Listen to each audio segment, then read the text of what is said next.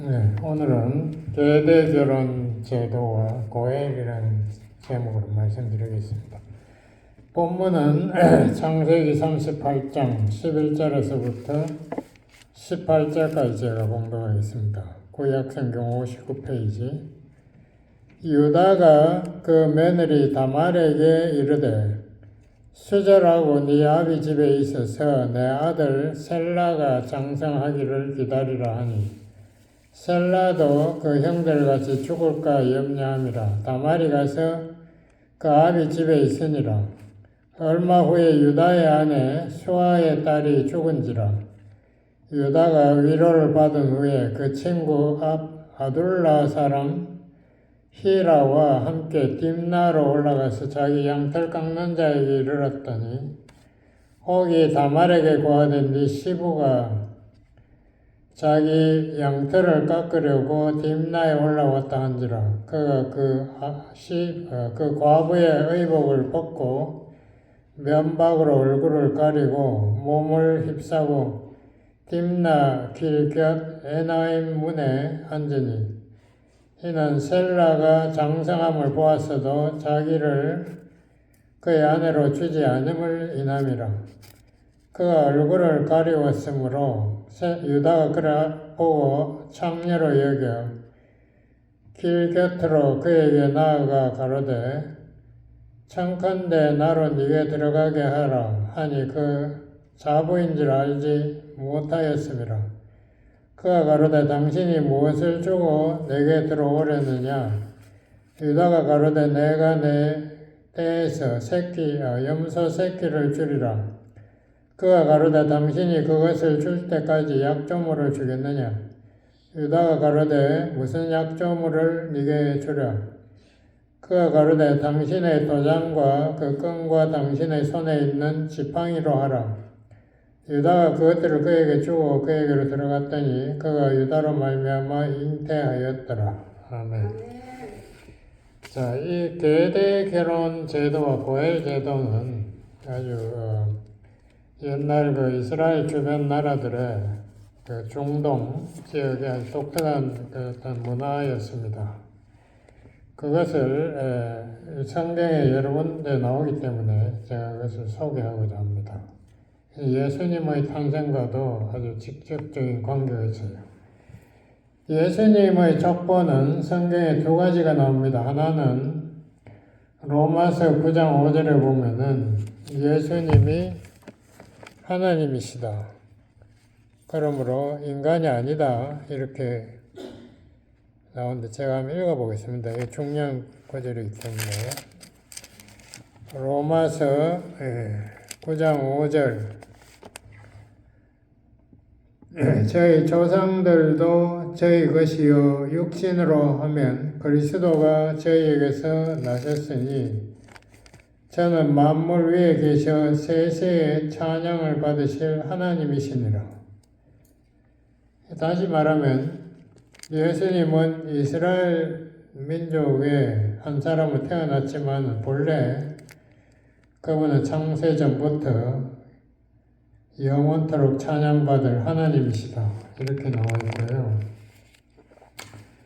마태복음 1장 오늘 초보에도 제가 적었지만 거기에 보면은 아브라함의 후손으로 14대 이후에 다윗이 태어나고 또 14대 이후에 유다가 멸망해서 바벨론의 포로가 되고 또 14세대 이후에 요셉, 다시 말해 마리아의 남편이 태어나서 그 다음에 예수님이 요셉의 직접적인 아들은 아니지만은 요셉을 아버지로 받아들였으니까 요셉의 아들로 태어나셨다. 이렇게 마태복음 1장은 또 다른 예수님의 족보를 더 자세하게 말하고 있습니다. 근데 예수님의 족보에 나오는 여자들이 이름이 네 분이 나오는데요. 제가 그 이름을 여러분 아시겠지만 첫 번째로 나오는 게 유다의 며느리, 오늘 본문에 나오는 다말. 그 다음에 나오는 것이 나오미의 며느리 룻, 모압 여자 룻이 나오고, 그 룻의 정손자쯤이 예수님이 다윗이 되죠. 그리고 또 여리고 성을 여호수아가 점령했는데, 그때 여리고 성에서 우리 한국 성경 기생이라고 되어 있는데, 히브리어 본문이나 이 영어로 보면 전부 다 창녀로 되어 있어요. 창녀예요. 영어로 prostitute. 창녀 라합이 또 예수님의 조상으로, 그러니까 다말과 룻 사이에 라합이 또 나옵니다. 그리고 마지막으로 또 그 아주 이상하게 다윗이 우리아를 죽이고, 살인을 범했죠. 우리아를 죽이고 그 우리아의 아내와 간음을 하게 돼서 거기에서 솔로몬 이런 이제 다윗의 아들들이 태어나죠. 처음에 태어난 애는 죽어버리지만, 근데 거기 성경이 아주 참 재미있게 표현해요.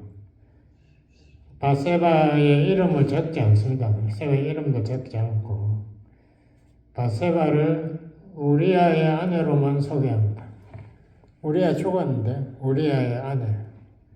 하나님께서는 다윗이 우리아를 죽였지만 그렇지만 바세바는 우리아의 아내로만 이야기합니다. 제가 생각해 봤어요. 나중에 천당에서 이 바세바가 우리아를 만날 거 아닙니까? 그때 자기를 뭐라고 표현할까? 정말 이게 우리가 이 재혼하고 간음하고 이런 모든 문제들에 복잡한 문제들이 이게 하나님 법대로 잘 해결되지 않으면은 이게 하나님 앞에서 나중에 복잡한 문제가 됩니다. 그러니까 자기가 다윗의 아내라고 말할 수 없겠죠. 성경이 공식적으로 우리아의 아내라고 딱 적어놨더라고요. 참 우리 성경 예외 없어요. 정확하게 그렇게 말합니다. 근데 이 네 여자 중에 세 여자분이 다 이방 여인들이에요. 이스라엘 사람들은 이방 여인과 결혼 못하게 돼 있는데 다 이방 여인들. 다말도 모압 족속이고, 룻도 모압이죠. 다 모압이. 라합은 그 가나안 여인, 가나안 족속. 근데 우리의 아내는 뭐 이스라엘 백성인가 모르겠는데 하여튼 그렇게 돼 있고, 또 이 사람들이 다 이 룻만 빼고 다 이 도덕적으로 심각한 문제가 있는 사람들입니다.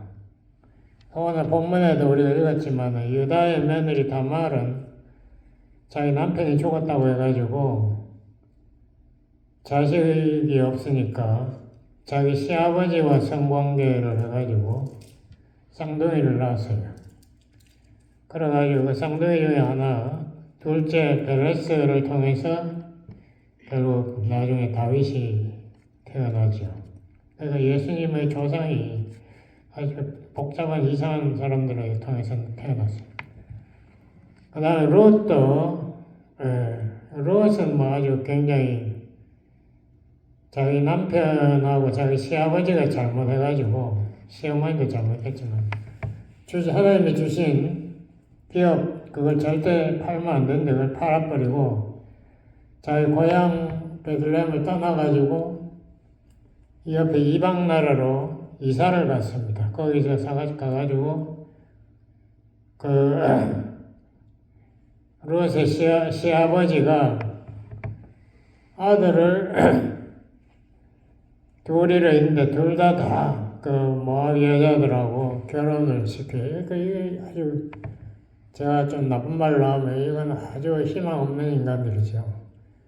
이건 완전히 자기 하나님이 주신 그 가나안 땅을 팔아먹어가지고 나오미가 그래요. 내가 나갈 때는 부유하게 나갔다. 그 자기 하나님이 주신 땅을 기업을 절대 팔면 안 돼. 그걸 팔아가지고 돈으로 챙겨가지고 자기가 나가니까 부자였다는 거예요. 이 정신 상태가 아주 제가 보기에는 하나님이 결코 좋게 볼 수 없는 그런 인간들입니다. 그런데 이상하게 하나님께서 그 나오미에게 이 룻을 며느리로 보낸다 이거죠. 그게 정말 하나님의 그 섭리가 우리가 이해하기 정말 어려워요. 이 가정이 정말 하나님의 저주를 받을 뭐 그런 충분한 행동을 했는데도 불구하고 어떻게 이렇게 믿음이 좋고 효심이 강한 룻을 며느리로 보냈는가. 그런 거 보면 참 하나님의 섭리 이해하기 너무 어렵습니다. 뭐 우리가 상식적인 인간은 상식적으로 이해가 안 돼요.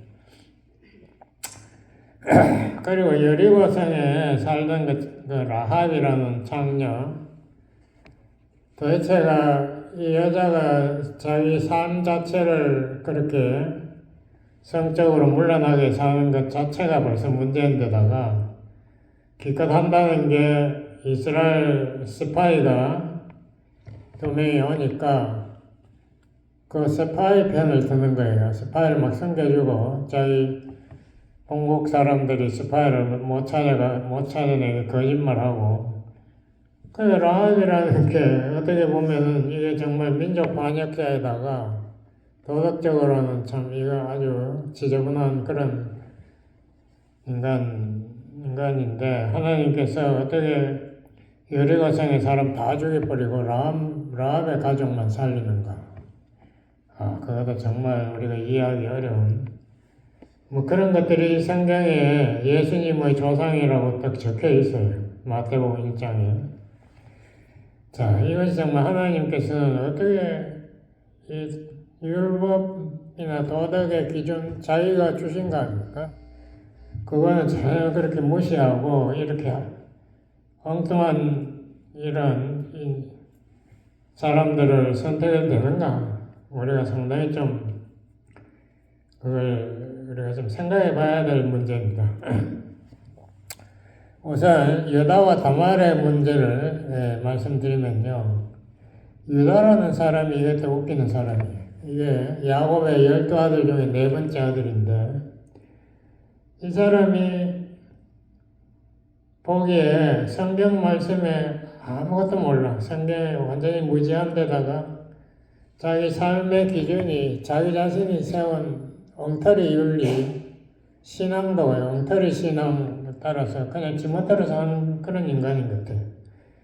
여기 보니까 자기 형제 하나 요셉을 자기 형제들이 다 시기해가지고 죽이자 했는데 유다가 그때 반대한 거 하나 좋은 거 있어요.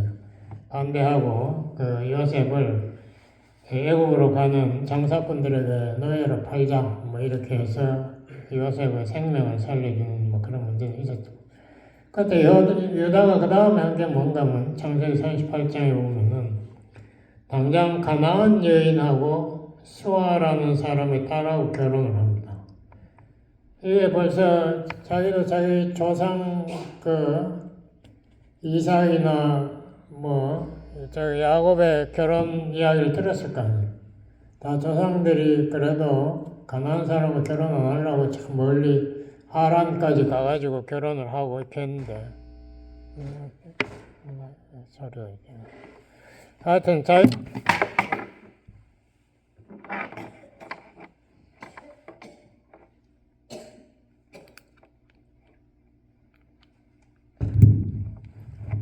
그 결혼을 자기는 그냥 거기 아무 마음에 신앙적인 죄책감 이런 것도 없이 가나안 여자와 또 결혼해버리는 거예요. 그래서 아들을 3명을 엘, 오난, 셀라 이 3명을 낳았는데요.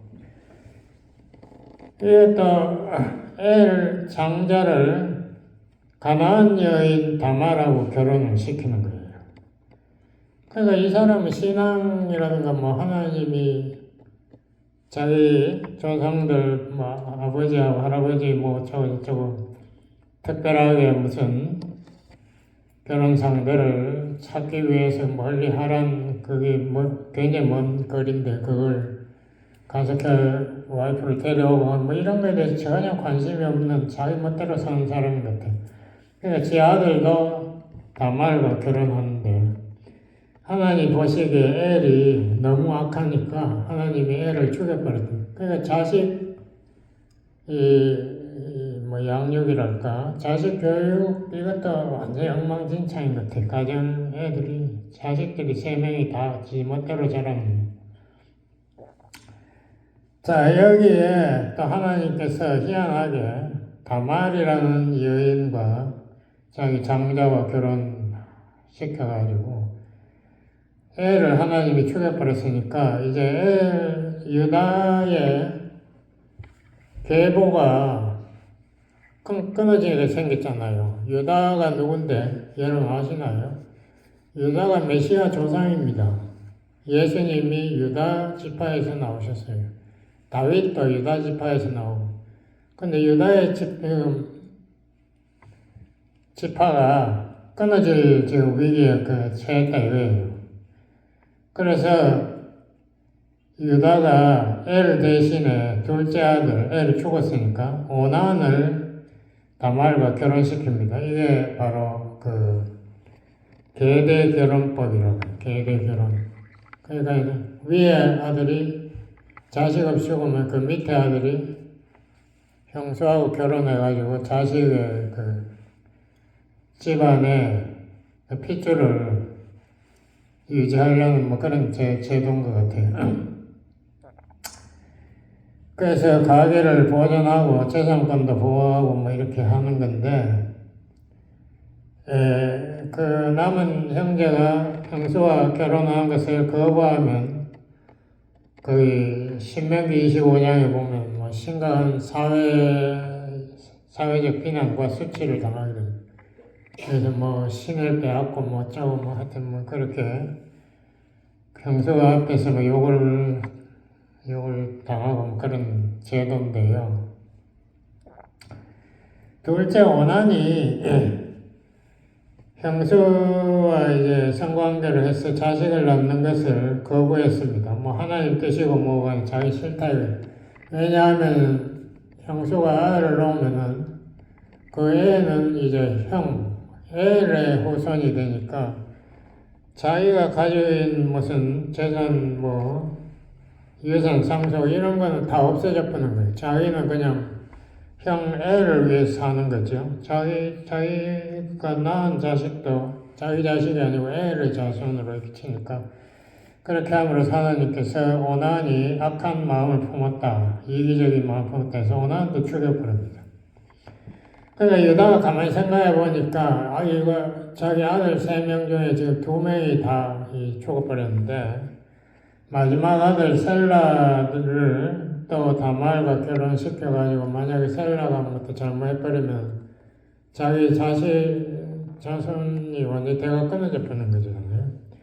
그래서 유다가 생각 끝에 며느리 다말을 고향에 보내버리고 셀라는 아직 어리니까 나중에 자라면은 다시 생각해보자 뭐 이런 식으로 다말을 달랬다고 그럽니다.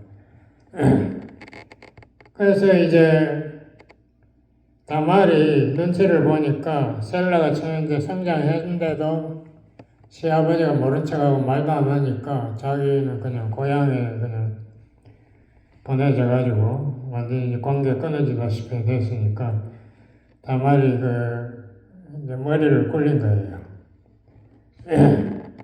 그 당시 사회에 여인의 위치는 굉장히 형편없었습니다. 그러니까 여자가 유일하게 어떻게 남편에게 확실한 인정을 받고 자기의 어떤 후손 그걸 하려면은 자식을 낳아야 돼요. 그래서 아브라함의 아내 사라도 애를 못 낳으니까 하가를 첩으로 줘가지고 뭐 애를 놓게 하고 뭐 이런 식으로.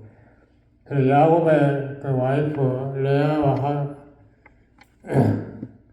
레아하고 자기 레아의 동생하고 라헬하고 서로 막 애 많이 놓고 경쟁을 하고 막 자기 시녀들까지 첩으로 줘가지고 그렇게 하는 이유가 있어요.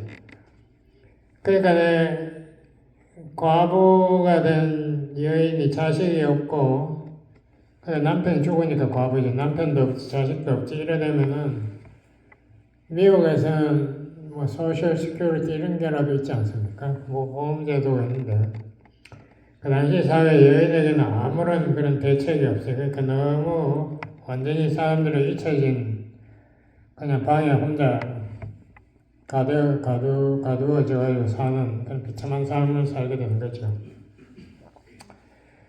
그래서 유다가 자기 아내가 죽은 후에 그다음에 유다 사람들의 양털 깎는 게 굉장히 큰 촉재였던가 봐요. 팔아서 돈을 버니까. 그래서 그게 이제 잔치를 벌리는데, 거기에 이제 양털 깎는 촉재에 올라갔는데, 다말이 거기에서 얼굴을 가리고 창녀 차림으로 탁 나타난 거예요. 왜냐하면 셀라를 자기 남편이 주지 않기 때문에 이제 자기들은 머리를 굴린 게 이제 시아버지와 성관계를 해서라도 자식을 낳지 않으면 자기는 아무것도 없다. 그래서 이제 자기 신분을 감추고 얼굴을 창녀같이 가려가지고 이제 유다와 성관계를 하려고 길거리에 앉아 있으니까 유다가 와가지고 너와 뭐 관계를 하고 싶다 어쩌겠다 그 약조물을 달라. 그 다말이 머리를 굴린 거죠. 이 나중에 자기가 아기를 베면은 누가 너를 아기를 베게 했는지 그 사람들한테 이야기해 자기 변명을 해야 될 거예요. 그 약조물이 그 유다가 가진 도장의 신분증 아이디 같은 거 도장하고 유다의 지팡이와 유다의 끈을 달라.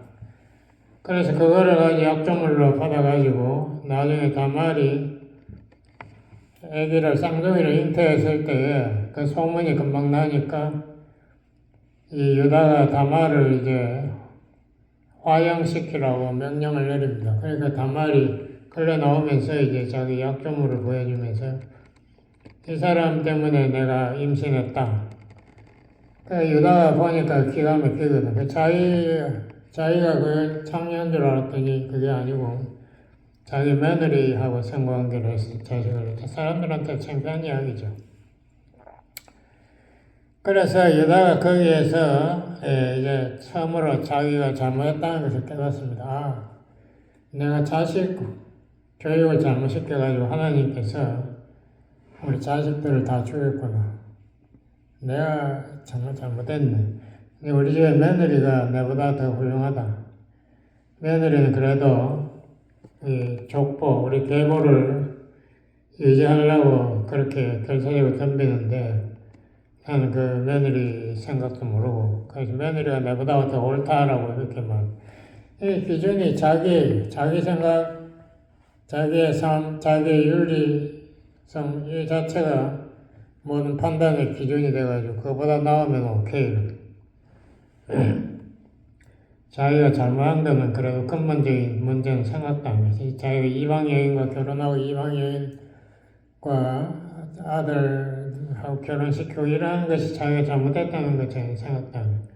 창녀하고 막 같이 사는 것도 아무렇지도 않고 단지 이제 셀라가 죽을까봐 결국 그 약속을 어기고 이제 다말을 그냥 고향에 그냥 처박아 놓고 이렇게 사는 건데 결국 그 결과가 뭡니까? 다말이 오히려 머리를 굴려가지고 근친상간 가까운 친자끼리 성관계 하는 근친상간을 했다. 영어로 incest. 성경에는 레위기 18장에 보면 분명히 그건 안 된다라고 다 금지시키고 그 당시 중동 사회에서도 근친상간은 안 된다고 되어 있습니다. 과학자들에 의하면은 이 유전자가 많은 게 인간들의 유전자가 굉장히 많은데요. 수만 개가 있는데 그것들이 많이 이제 뭐 술을 많이 마신다든지 술이 제일 해로운 담배를 많이 피우고 이러면 유전자가 변화가 돼가지고 이게 정상적인 유전자가 안 되죠. 근데 이게 여러 그러니까 조상들의 족보를 잘 아는 것도 중요해요. 조상들 중에 술꾼이 있었다. 술을 많이 마시고 사회에 문제를 일으킨 사람이 있다 이러면은 그 후손에 꼭 문제가 있습니다. 무슨 자녀들 중에 기형아가 나고 정상적인 사회생활을 못하는 자녀들이 많이 태어나요. 그 왜 그런가 하면은 이 술 이런 것들이 유전자를 파괴시킨다고요.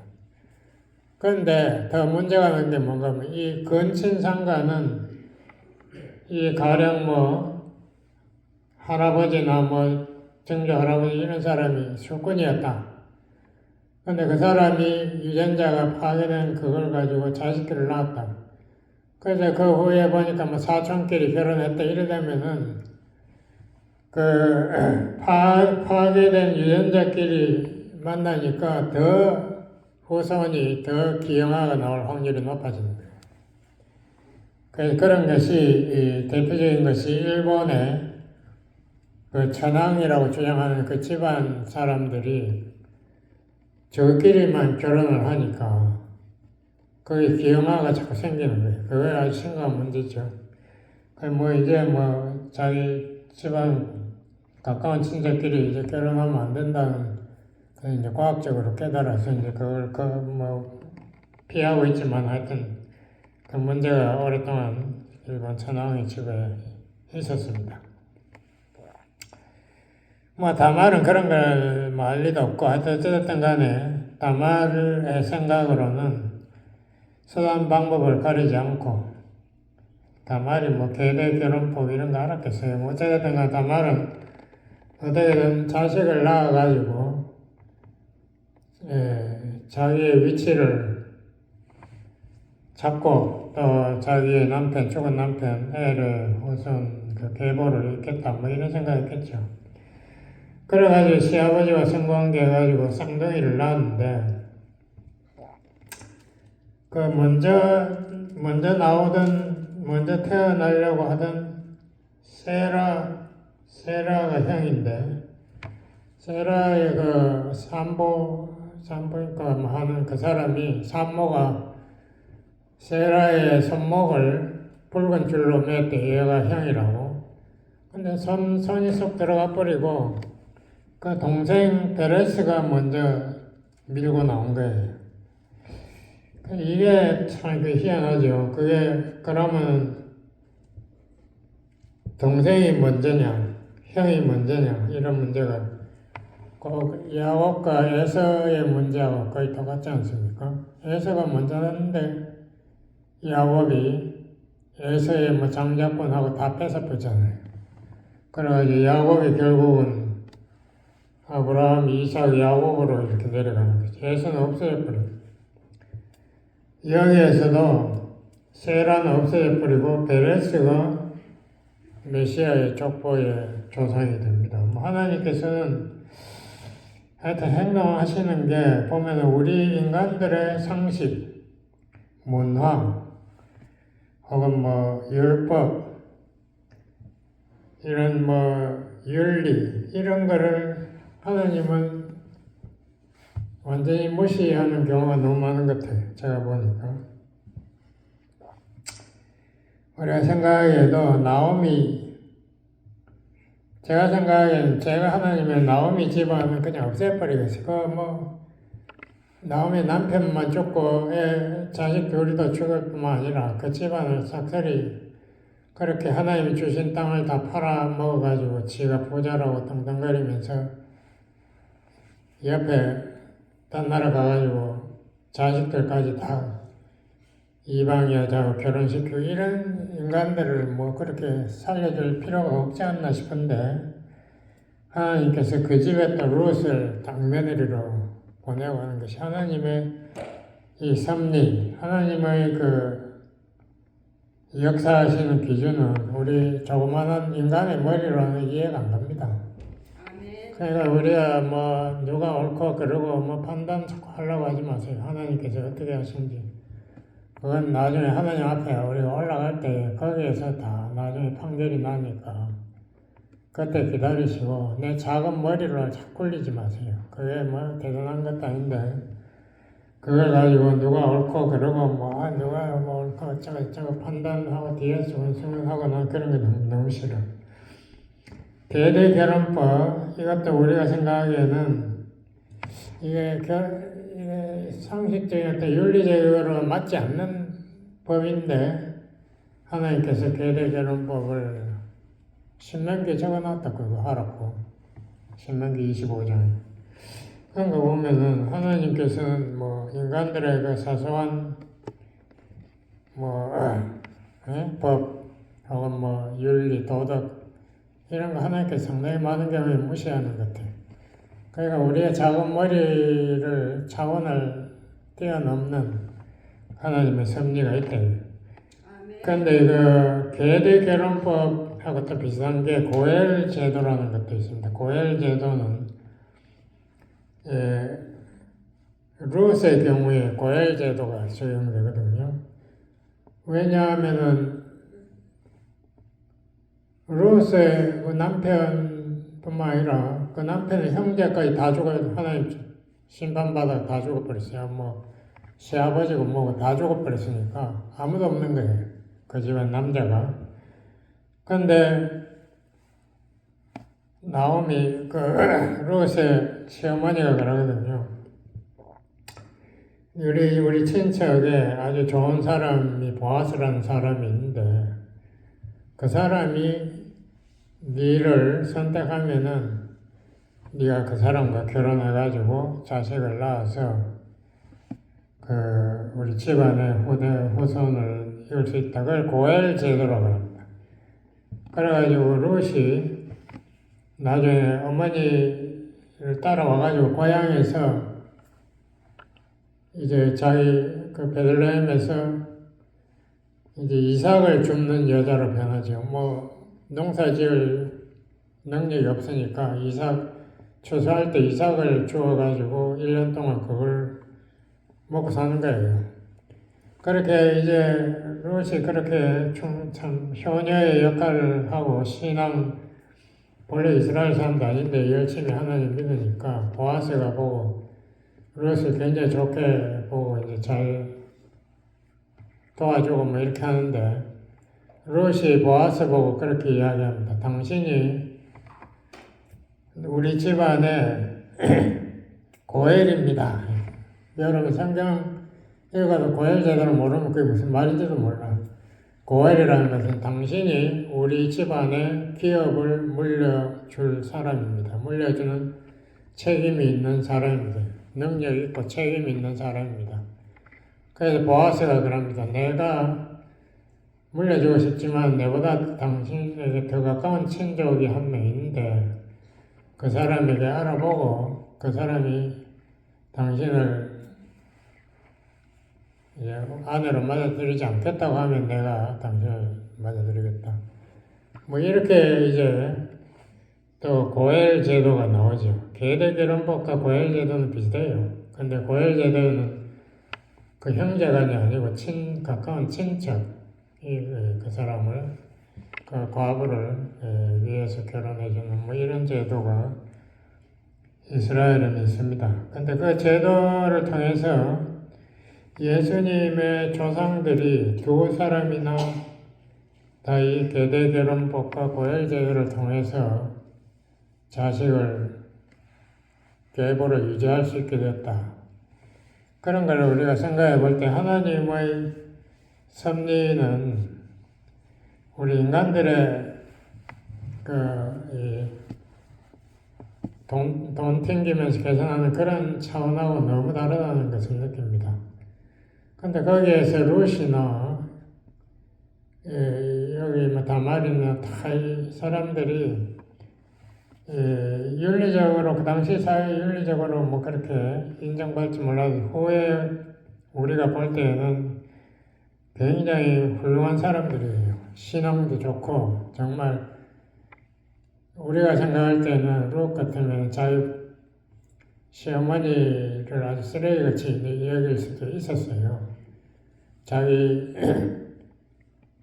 하나님이 주신 땅 다 팔아먹고 하나님 안 믿겠다고 모압으로 간 그 시어머니가 뭐 그리 대단하다고 그 시어머니 따라가서 당신 죽는데 내가 죽겠다고 그렇게 이야기 뭐 그런 거 할 수 뭐 하긴 했지만은 우리로서 상당히 그 이해하기 힘든 그런 시츄에이션을 통해서 하나님께서 그 룻을 축복한다고요. 그래서 룻에 대해서 제가 한번 설교를 해서 이 계대결혼법에 제가 좀 여러분 소개하고 싶은데요.